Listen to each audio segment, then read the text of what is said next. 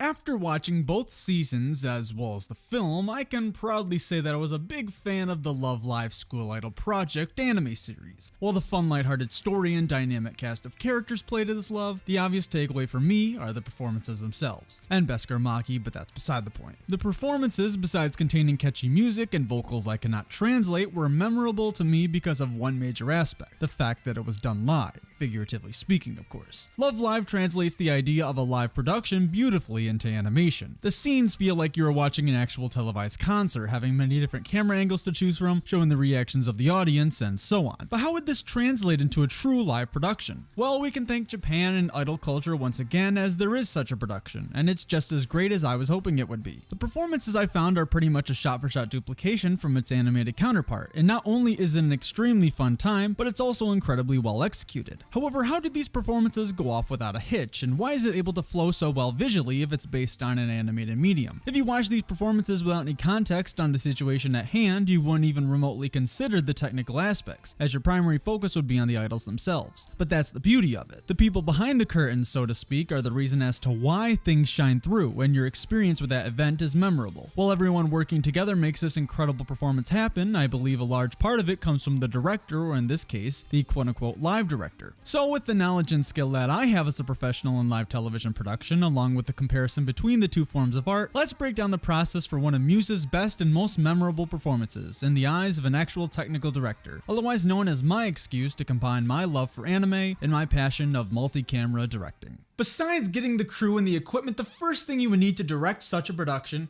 is lots of experience. While I like to think I do a good job with the level of skill I have in directing live productions, considering I do this professionally as well, I wouldn't even be remotely qualified to direct such a production like this, as I'm assuming the person directing this has at least 5 to 10 years experience in the field due to all the moving parts happening, as well as the grand scale of things, let alone the one performance I am covering. If this is all a given, let's just jump right in to pre-production. Unlike sporting events like a basketball game where there are specific angles, i.e. a full court shot, cameras on top of both baskets for free throws, as well as a lot of varying impromptu shots, a concert like this, considering they are copying the same style as the original, was more likely than not planned in advance to determine where each shot will take place. To make sure everyone is on the same page, the director or someone who is in charge of this would make every camera operator physically have or memorize a shot sheet, which would distinguish the style of shot, as well as the subject of focus for when their camera is live, unless their camera is automated, which is an entirely different scenario. Along with the shot sheet, to make sure everything runs more smoothly,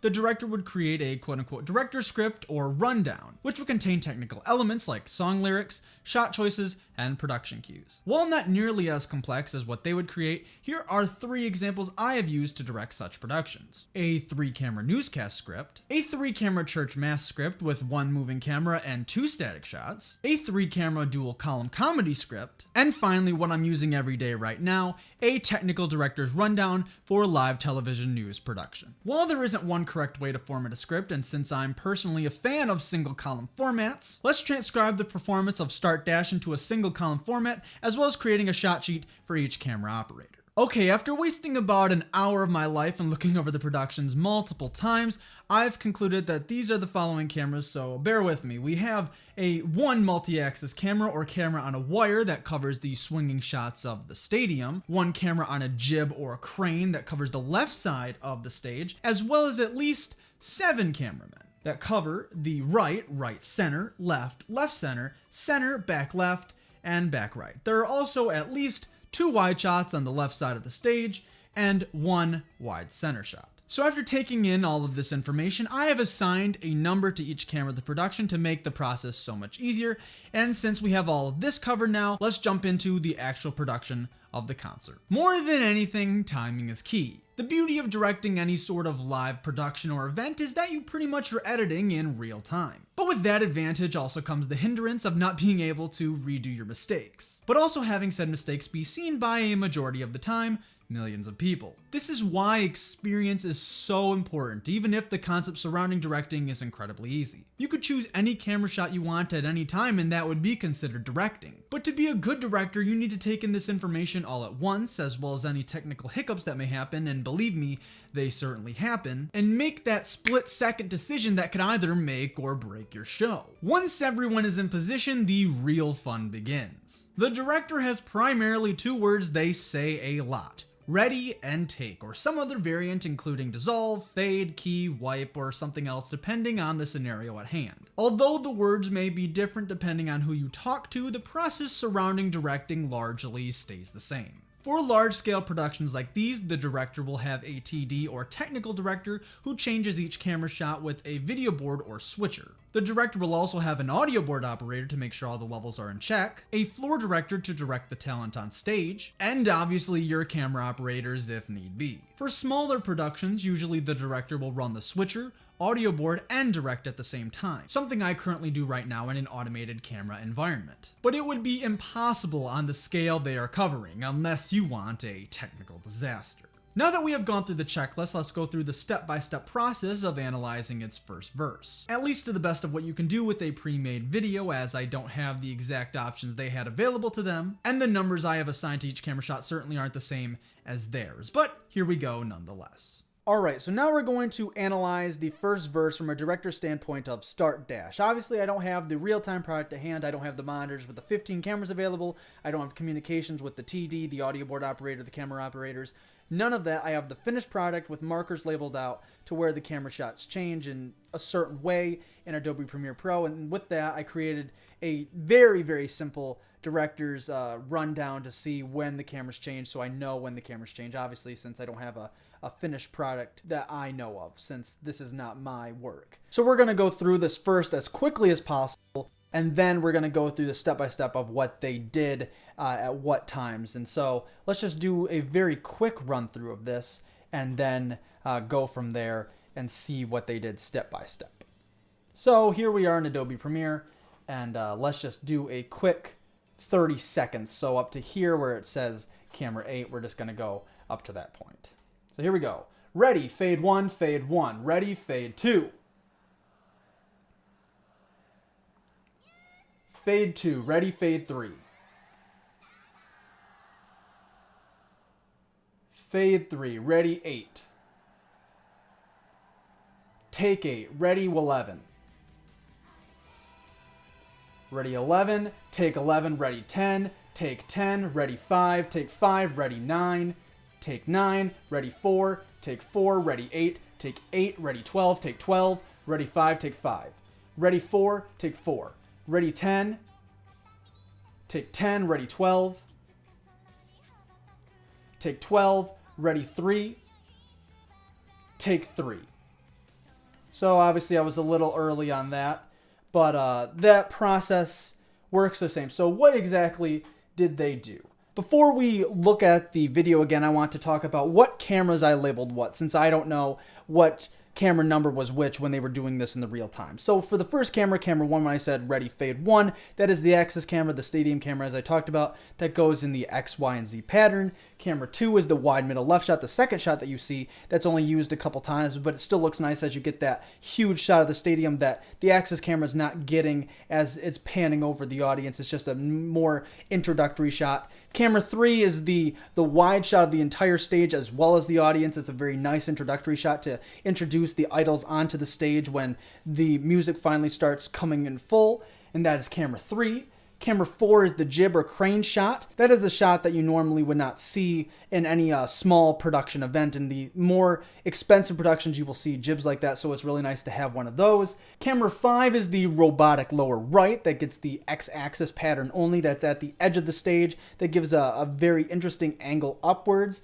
Same with camera 6. Camera 6 is the robotic lower left, obviously the same as right. Camera 7 is what I labeled as the center cameraman, and he got mostly just the idols, the medium close-ups, the close-ups, and only them on the stage. He didn't get anything of the audience. Camera 8 is the back left cameraman. He got both the audience and stage at the same time, which led to some really cool zoom-ins if they wanted to do that. Camera 9 is the right cameraman, just the right side of the stage. Camera 10 is the left cameraman, just the left side of the stage. So when the idols are split down the right and left, you obviously saw 3 on one side, 3 on the other. That's what I labeled as 9 and 10. 11 is the right center, which also was able to pan left and get some members on the left side. Obviously, the left center did that for the right as well. Those were 11 and 12. And 13 and 14 were back right and wide left. I'm not sure if I said those at all. I don't think I did.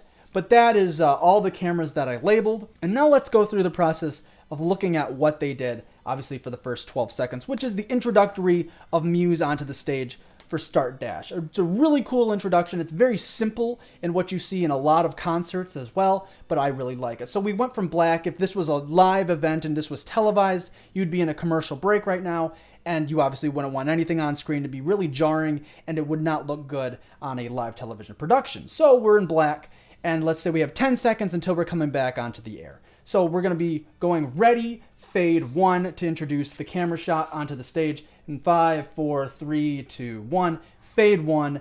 And so we're fading on to the set. It's introducing the stage and from an interesting angle, as you can get a wide shot of this like they do with football games. It can go in any directional pattern possible as it's an axis camera, and it looks really good. So let's advance some more into the next shot, which is camera 2. And that's just a static shot of the stage as well as more shots of the audience. Very cool, introduces the grand scale of how big this production is. And if it's televised to millions of people, that's even cool as well. It's almost like a Super Bowl halftime performance, if you will. Now let's skip ahead some more to where camera 3 is, the center shot of the stage. My favorite shot in terms of introducing everything besides the axis camera.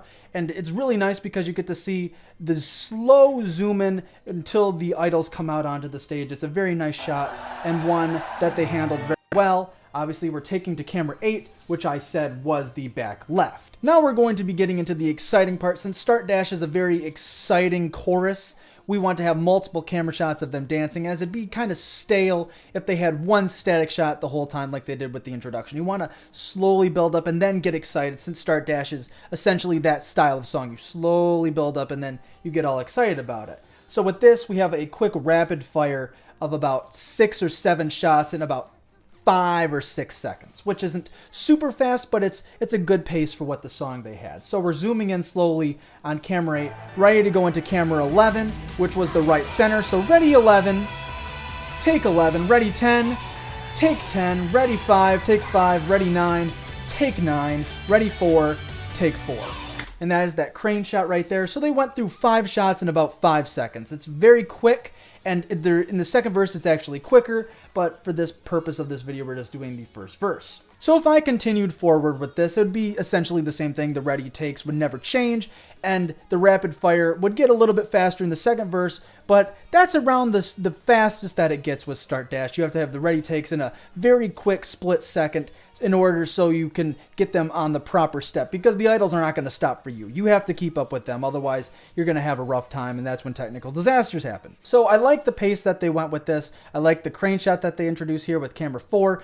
Overall, it's a very nice performance, and obviously if you continued onward with this, it would do more of the same thing. As I said earlier, while this process is extremely simplified considering I didn't have the options they had, the process falls under the same ideas. If this rough translation looked extremely simple, take it and multiply it by about 1,000 times, and that's how difficult it was for them when they were doing it in a real-time format. It's certainly the same principle in any other creative endeavor, but if you ever go to a concert or live event and you loved everything about it, also appreciate the crew. They will absolutely love you for it. I've wanted to make a video about this for a long time now, considering I direct television news for a living, but I also love how these productions tick. And if I can combine that with my love for anime, it's even better. If you were interested in checking out the performance I talked about, I will leave a link in the description. And if you were also interested in checking out the Love Live School Idol Project series and its sequel, Love Live Sunshine, you can check out the series for free over on Crunchyroll or Verve. Now, what are your thoughts on Muse's performances or just the series in general? Comment below. If you enjoyed this video, hit that like button, I would really appreciate it. Subscribe for more anime related content and follow me on Twitter, Kitsu, and my anime list if you're interested. I'm Kent from Spartan Media Reviews, and I will catch you guys in my next video. Thank you for watching. Finger snap! Man, I always wanted to do that.